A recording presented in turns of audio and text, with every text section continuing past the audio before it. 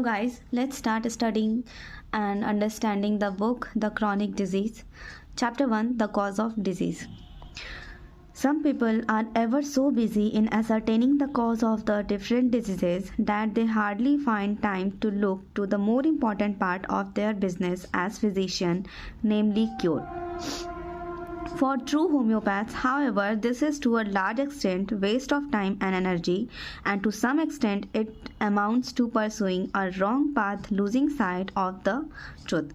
तो बेसिकली इन लाइंस का मतलब ये हुआ कि कुछ लोग जो है वो डिफरेंट डिजीज़ के कॉज को खोजने में, निश्चित करने में इतने ज़्यादा बिजी हो जाते हैं, इतने ज़्यादा खो जाते हैं कि वो उनका जो बिज़नेस है एज अ फिजिशियन जो कि क्योर करना है वो उससे काफ़ी हद तक डेविएट हो जाते हैं या उस बारे में हार्डली ही सोच पाते हैं. ठीक है, लेकिन अगर एक ट्रू होम्योपैथ है तो वो अगर ऐसा करते हैं कि वो डिज़ीज़ के कॉज के बारे में ही सोचते रहें और क्योर के बारे में ना सोचें, तो ये काफ़ी हद तक उनके लिए टाइम और एनर्जी बर्बाद होना है. और दूसरे वे में अगर बोले तो वो कुछ हद तक अपने पाथ से डेविएट हो रहे हैं, गलत wrong way of treatment use कर रहे हैं.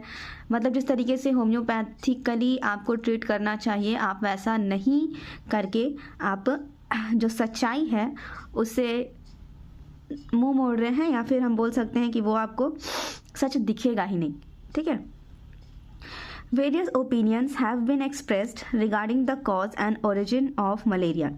बहुत सारे ओपिनियन हैं, बहुत सारा एक्सप्रेशन है मलेरिया के कॉज और उसके ओरिजिन से रिलेटेड कि मलेरिया का कारण क्या है, उसका ओरिजिन कहाँ है, क्या कैसे शुरू हुआ.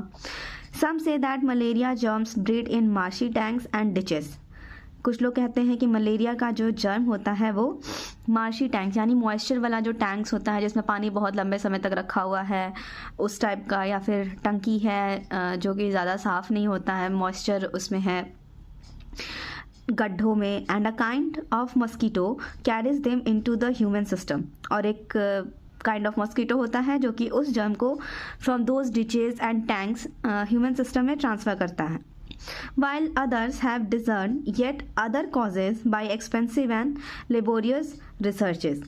और कुछ लोग ऐसे भी हैं जिन्होंने ये कॉज को और भी सारे कॉज बताया है by expensive and laborious researches. The allopathic method of treatment is a method of treatment by contraries. जो allopathic method of treatment है वो contraries पे बेस्ड है. contraries पे बेस्ड मतलब कि इसमें हम अपोजिट वे में ट्रीटमेंट करते हैं. ठीक है. And as such, these searches for ascertaining the cause of a particular disease may be necessary for allopaths. इसीलिए allopaths के लिए जो cause of disease है इसको जानना, particular cause of disease को जानना is काफ़ी necessary होता है. But one who understands homeopathy and has really entered into its spirits knows that the cause of disease is not outside the patient. लेकिन जो होम्योपैथ है, जो ट्रू होम्योपैथ है, या जिन्होंने होम्योपैथी को अच्छे से जाना है, अच्छे से पढ़ा है, वो ये जानते हैं कि जो डिज़ीज़ जो है वो आउटसाइड द पेशेंट नहीं मिलेगा. And that the so called external circumstances that immediately preceded the disease and looks like the cause is really an exciting cause. ठीक है. तो and that the so called external, हाँ, और जो external जैसा कि हमको दिखता है कि जैसा इन्वायरमेंट चेंज हुआ सडनली किसी को ये प्रॉब्लम स्टार्ट हो गया, किसी को कुछ और प्रॉब्लम स्टार्ट हो गया. ठीक है. तो हम उसे कॉज नहीं लेते हैं, हम उसे just merely an exciting cause consider करते हैं एज अ होम्योपैथ. ठीक है. हम उसे कॉज नहीं मानेंगे, जस्ट हम उसे एक्साइटिंग कॉज कहेंगे. वो उस बीमारी का मूल जड़ नहीं है, वो जस्ट एक एक्साइटिंग कॉज है जिसके कारण से बीमारी बढ़ी या फैल रही है. Mechanical injuries, example burns, a fall from a tree और a cut in the thigh are not diseases. Mechanical injury अगर हो रहा है जैसे कि बर्न हो गया, कहीं से गिर गए, कट लग गया, ये सब जो है ये डिजीज़ नहीं है.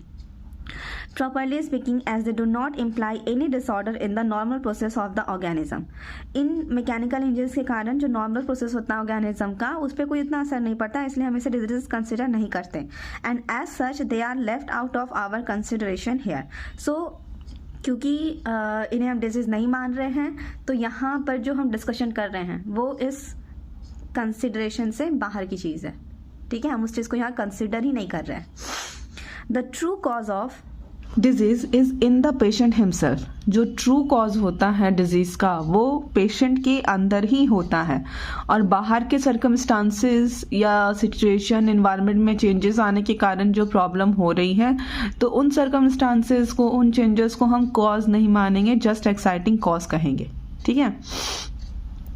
There are many in malarious places who have been exempt from infection and the cause of this should be investigated. क्योंकि बहुत सारे लोग जो होते हैं जहाँ पर, जो कि ऐसे जगह पर रहते हैं जहाँ मलेरिया फैला हुआ है, ठीक है, जहाँ किसी न किसी को कोई नया आदमी गया, उसे मलेरिया हो गया, लेकिन वहीं पे कुछ रहने वाले जो लोग हैं जो उस इन्फेक्शन में रहते हैं, मलेरियस प्लेस में रहते हैं, वो उस who has been exempt from infection and the cause of this should be investigated, जो कि जिन्हें इन्फेक्शन ही नहीं हुआ, ठीक है, तो इसका कोई ना कोई तो कारण होगा, ठीक है। गंदगी है वहाँ पर, डेली एक आदमी जो है वहीं रहता है, उससे उतना बीमारी नहीं हो रहा है, लेकिन अगर वहाँ पर कोई एक सोफिस्टिकेटेड इंसान जा रहा है और उससे सडनली बीमारी हो जा रही है, इट मीन्स क्या कि उस इंसान को बीमारी क्यों नहीं हुआ जो पहले से ही वहाँ रह रहा है, ठीक है, ये सिर्फ सोफिस्टिकेटेड इंसान को ही क्यों हुआ, ठीक है। सो यहाँ पर एग्जाम्पल से क्लियर है कि बाहर के इन्वायरमेंट से सिर्फ एक्साइटिंग कॉज होता है, ठीक है, जो कॉज है आपका वो एक्साइट होता है, लेकिन वो आपका बीमारी नहीं है, बीमारी आपके अंदर ही है, पेशेंट के अंदर ही है। The true homeopath knows that gelsemium will cure a case of fever if the particular symptoms of the case are similar to the particular symptom of the medicine, no matter whether the fever has been caused by malaria or what. एक true homeopath को पता है कि gelsemium जो है वो fever को ठीक कर देगा, फीवर के केस को ठीक कर देगा, अगर उस फीवर का जो पर्टिकुलर सिम्टम है वो जेलसेमियम के पर्टिकुलर सिम्टम से मैच करता हो, यानी सिमिलर हो, और वो फीवर मलेरिया से हुआ या किसी और कारण से हुआ, इससे यहाँ फ़र्क नहीं पड़ेगा। यहाँ पे सिर्फ ये है कि डिजीज़ है, उसके सिम्टम्स हैं जो मैच कर रहे हैं जेलसेमियम के सिम्टम्स से, तो अगर दोनों सिम्टम्स सिमिलर हैं तो इस केस में gelsemium will cure the fever, ठीक है, इररिस्पेक्टिव ऑफ द ओरिजिन और कॉज।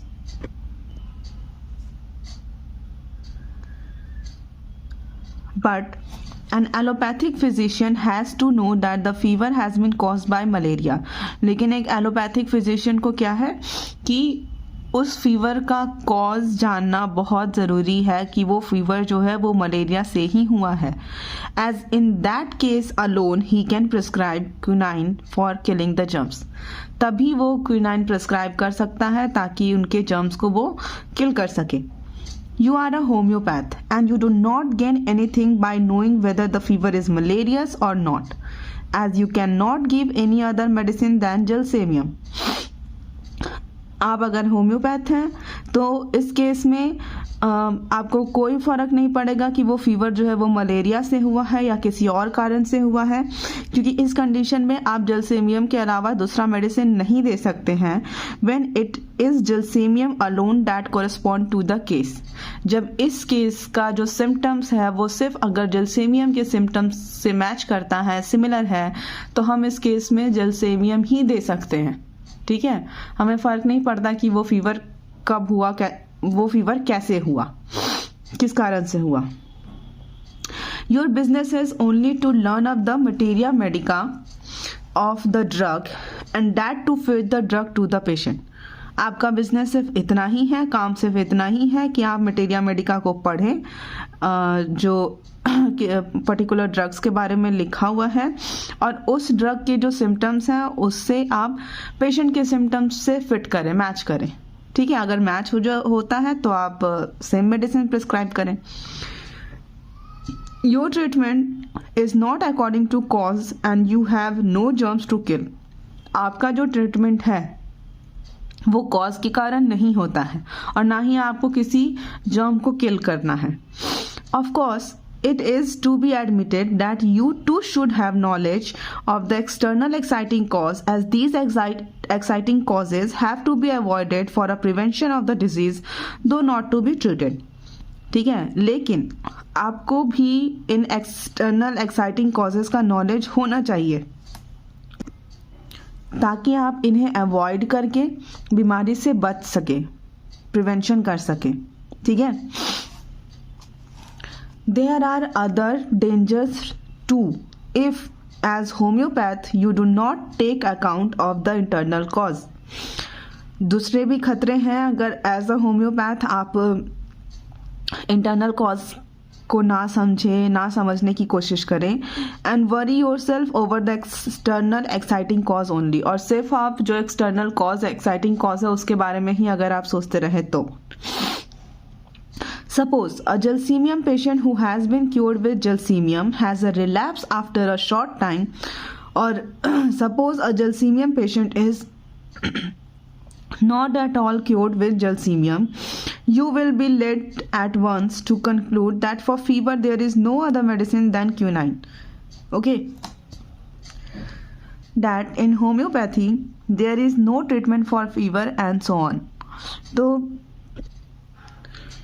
सो बेसिकली इसका मतलब ये है कि सपोज करिए कि एक जलसेमियम का पेशेंट है जो कि जलसेमियम से क्योर हुआ और आफ्टर अ शॉर्ट टाइम, कुछ समय के बाद फिर से उस पेशेंट को सेम प्रॉब्लम, सेम फीवर होने लगा। और सपोज करिए कि जलसेमियम का पेशेंट जो है वो जलसेमियम से ठीक ही नहीं हुआ। तो इस केस में आप हो सकता है कि एक कंक्लूजन पे आ जाओ कि फीवर के लिए क्विनीन के अलावा दूसरा कोई मेडिसिन ही नहीं है, या होम्योपैथी में फीवर के लिए कोई ट्रीटमेंट ही नहीं है। If on the contrary you have understood the internal cause and if you have the requisite insight, you will be able to discern that in the symptomatology of the patient there are indications of psora, syphilis और psychosis। ठीक है, लेकिन अगर आप ये देखते हो कि आपको इंटरनल कॉज की समझ है और अगर आप ध्यान से समझो तो आप ये समझोगे कि पेशेंट का जो सिम्टोमेटोलॉजी है उसमें आपको सोरा, सिफिलिस या साइकोसिस का इंडिकेशंस मिल रहा है, और ऑफ एनी टू और of all the three of them, या किसी दो का या फिर तीनों, and that it is this internal enemy in the system that is either not allowing your medicine to act, or if it has acted, not allowing the action to be permanent। तो यही आपका internal enemy है, सोरा, syphilis, साइकोसिस।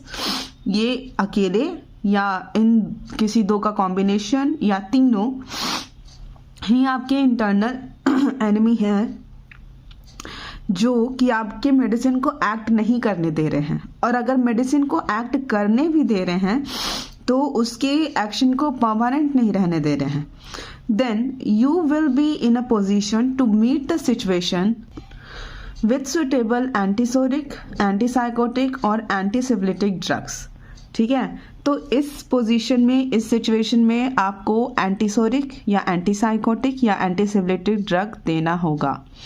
If you have no knowledge of the internal cause of disease and if you have not the insight necessary in such case, homeopathic prescribing is not possible। तो अगर आपको internal cause का knowledge नहीं है, अगर आपको internal cause की समझ नहीं है, तो इस केस में होम्योपैथिकली आप मेडिसिन प्रिस्क्राइब नहीं कर सकते हो। Medicines on the basis of exciting cause may be necessary at times। कुछ मेडिसिन जो ज़रूरी होते हैं कि अगर एक्साइटिंग कॉज है तो उनके बेसिस पे हमें कभी कभी मेडिसिन देना होता है। Example, cold due to swimming, diarrhoea due to night keeping and so on। But in such cases the exciting cause will be one of the symptom of the case and the totality of the symptom, and not this one symptom only will decide the selection of remedy। लेकिन इन cases में भी जो exciting cause है वो will one of the symptom of the case, वो पूरे case का एक सिम्टम ही होगा।